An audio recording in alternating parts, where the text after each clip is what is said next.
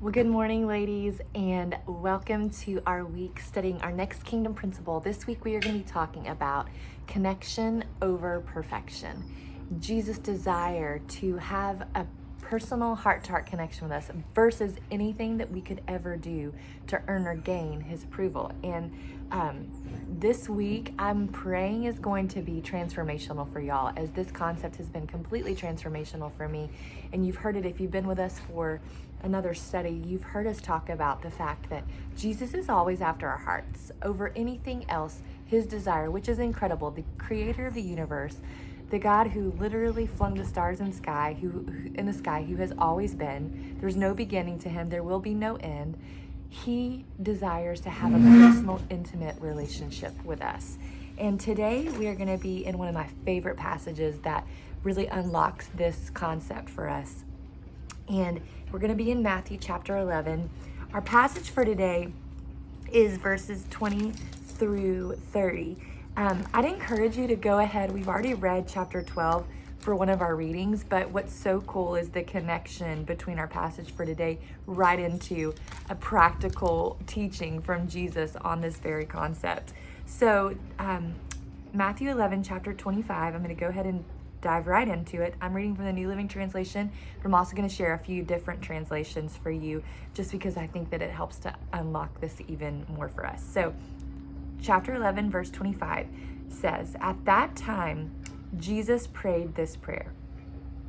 And at what time? Jesus has just finished talking about this group of people, these people who have seen God's miracles, and yet they have chosen not to believe.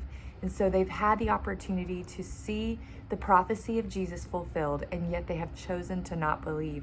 And so it's at that time, after he's talking about this group of people who had chosen not to believe, it says, Jesus prayed this prayer: "O Father, Lord of heaven and earth, thank you for hiding these things from those who think themselves wise and clever." So this group of unbelieving people that he's just finished rebuking, he's saying, Father, thank you for hiding these things. What things? The kingdom, from those who think themselves wise and clever, and for revealing them to the childlike. Yes, Father, it pleased you to do it this way. So he says, thank you for revealing the kingdom to the childlike. My pastor yesterday, he said this phrase that dependency is the truest form of worship. And so when we're talking about connection this week, what we're talking about is full dependency on Jesus, on our Father. And there's this, we talk about all the time in relationships. You hear the word clingy, whether it's in a dating relationship or in a friendship. And clingy is not a good thing. Like we talk about stage 10 clinger, like that's not a good thing. It's not looked well upon. But there's this other word, not clingy, but clinging. And that is the type of connection that Jesus is looking for us, that we are clinging to him for dear life. We know that apart from him, there's nothing that we can do or accomplish. And he talks about it being childlike. Like for kids, especially young children, they know that they have to be fully dependent on their parent. They're not out like trying to do life on their own. They're clinging. I actually had one of those. Katie would cling to me because she knew that apart from me, she wouldn't be able to have food. At the time, she couldn't even walk. And so children are fully dependent on their parents, knowing and trusting. That's a key part to this, that full dependence means that we completely trust the Father to care for us, to provide for us, that everything that we need can be found in him. So he's comparing our dependence, our connection, this connection word we're going to talk about this week, to being childlike, for being dependents, clinging to him for our lives. He goes on to say, "My Father has entrusted everything to me. No one truly knows the Son except the Father, and no one truly knows the Father except the Son." So the Father and Son have lived together for eternity.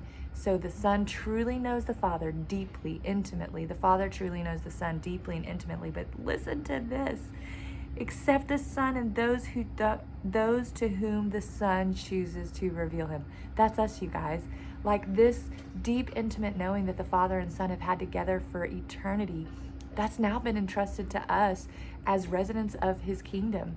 And the way that we are able to gain all of these things that he wants to reveal to us is through this connection, not striving for perfection on our own or by the world standards.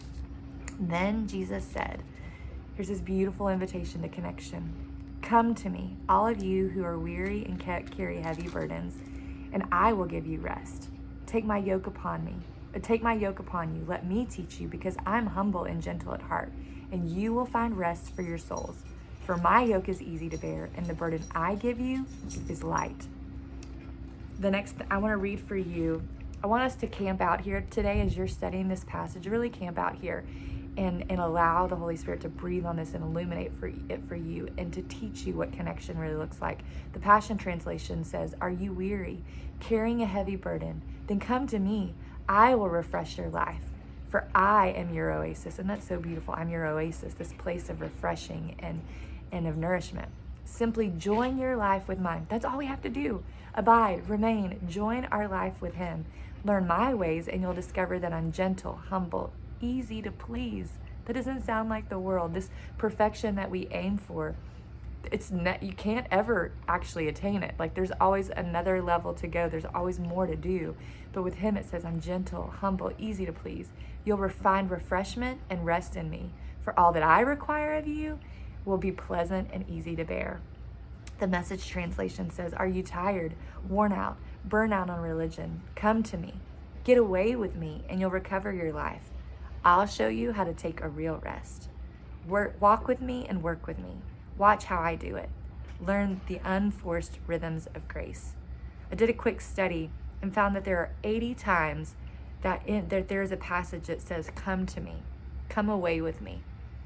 Every time we start to veer off and drift towards a worldly system of trying to earn, do, perform, the Lord is inviting us back. Come to me, come away with me, come to this place of connection and intimacy.